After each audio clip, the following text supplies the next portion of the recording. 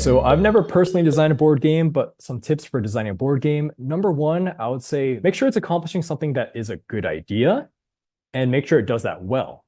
So is that idea fun, right? So we've seen all sorts of games. Some ideas are better than others. For example, maybe not so much of a good idea would be a game called What's That Smell, where you're just smelling scents and guessing whether or not it's a good smell. I mean, it works, but it's not anywhere near the accessibility of something for like the resistance, where everyone's specifically interacting with each other. There's a lot of replayability and there's a lot of core memories made.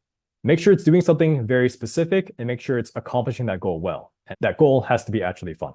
In terms of getting into the nitty gritty, once you've already had your idea cemented, is there's like so many different games. So I'll just say something a little bit more general here, which is you want to test the balance of the game.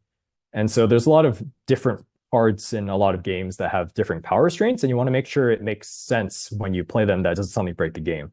And so a way to easily do this is that every time you create a card or an ability in the game, you want to put it on a spreadsheet and have some mathematical formula to make sure things are generally within the same strength as each other.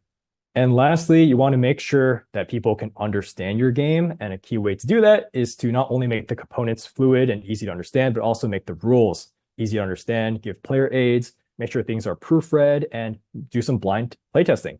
Send your game out to people and make sure you're not there while they play the game, and then have them come back to you and take their feedback.